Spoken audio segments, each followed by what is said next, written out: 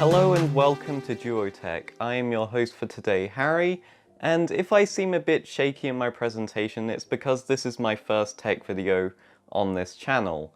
Today we are going to be talking about the different factors that might affect the performance of a CPU.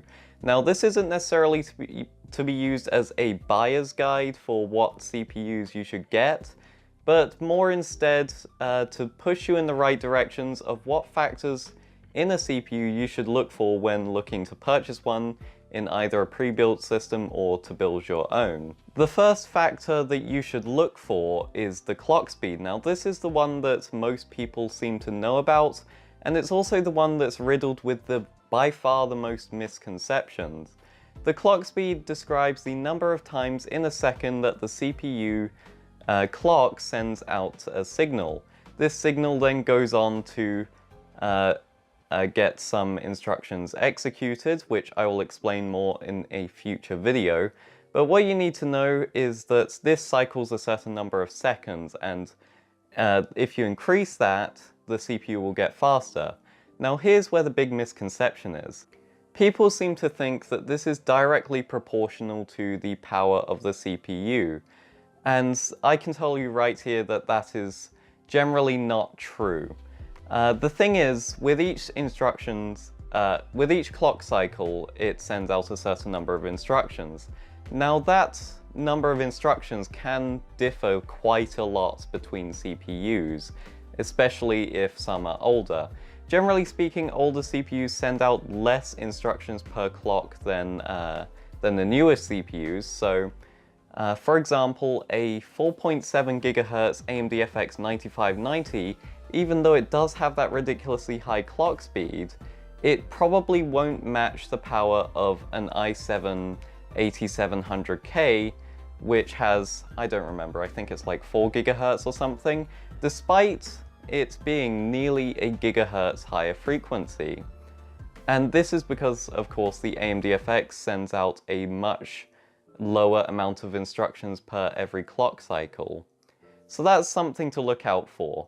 But when it is useful is when comparing two CPUs in the same family, such as two Haswell i5s or two Ryzens or two second-gen Ryzens. Now, I did say that increasing this clock speed on the same CPU will definitely increase the performance.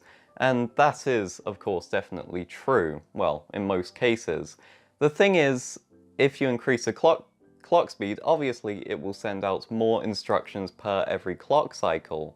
However, increasing the clock speed also increases the temperature that the CPU gets to, or sends out. But if it gets too hot, the CPU has to underclock itself in order to not sustain any long-term damage. This is known as thermal throttling, and it can happen if you're careless with overclocking or simply don't have sufficient cooling. Now, the way to remedy this is obviously don't overclock too high, and two, if you do intend on overclocking, get either liquid cooling or other really good methods. The number of cores in a CPU affects the performance in a CPU, obviously. Basically what it does is it takes the workload and spreads it across these cores. These cores effectively execute these instructions. So, for example, if you have a task and you take a one core CPU and a 4-core CPU, and let's just say that these two are the same architecture and just as powerful as one another in all other respects. If the process is the same and it is optimized to utilize 4 cores if available, the 4-core CPU will process it 4 times faster. However, notice how I said if it's optimized.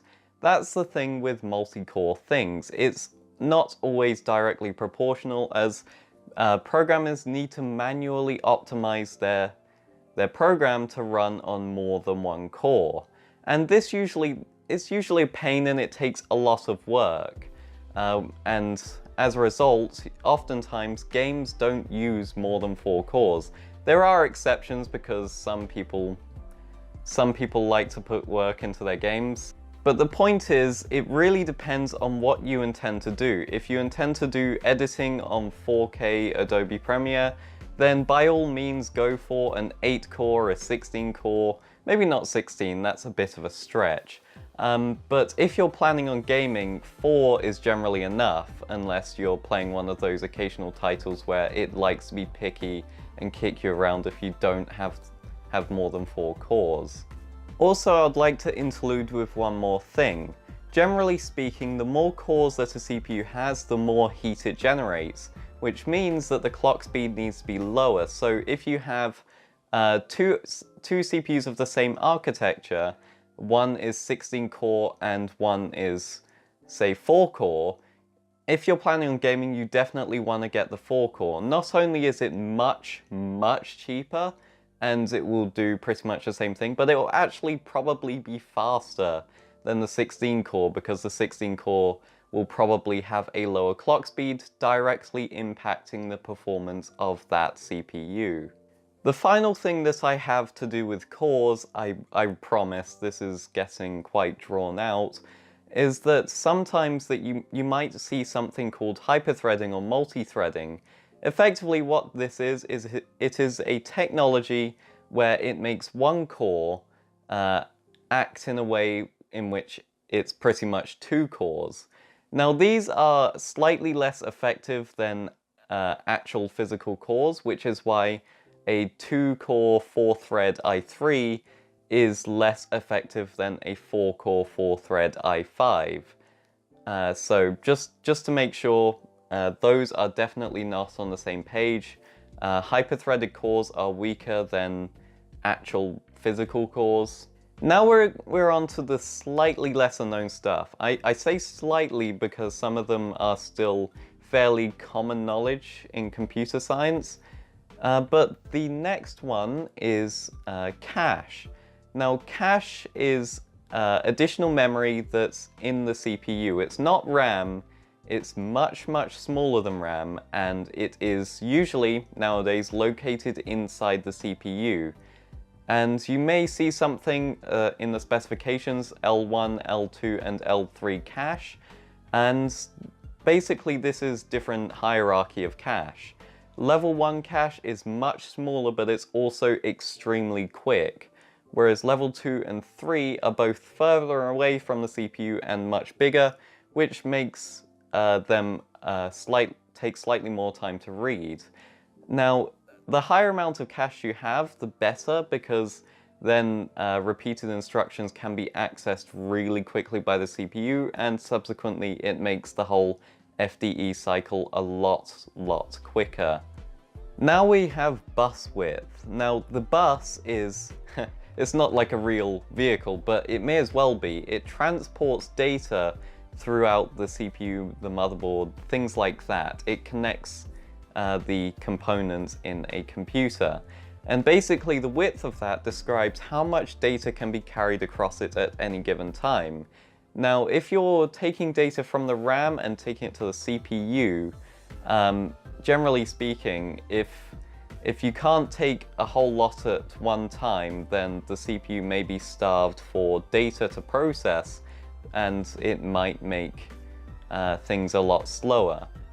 The final thing that I want to talk about today is various methods in which processing becomes more efficient. Generally, CPU manufacturers add some technology into their chips to make them more efficient at what they do while also not improving upon the specs.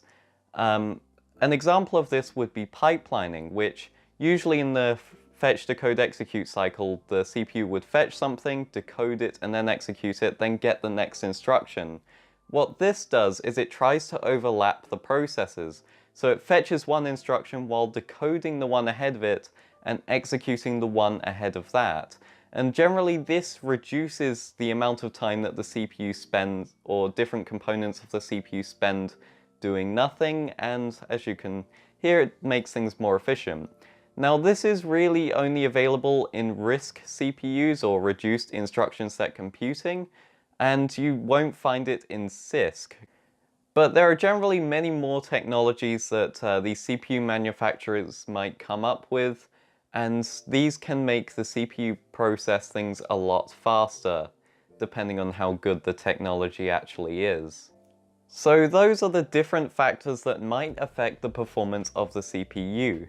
If you did find this video helpful or enjoyed it, please help us out by leaving a like, subscribe to our channel if you want to watch more videos from us, soon to come of course. And if you really want, you can share this to your friends, your computer science class, anything like that would help us out so much. We're just starting out here, and any publicity that we can get is good, aside from if it's, yeah, maybe not all publicity, but a lot of publicity is welcome. Anyway, thank you for watching, and we'll see you next week for another video.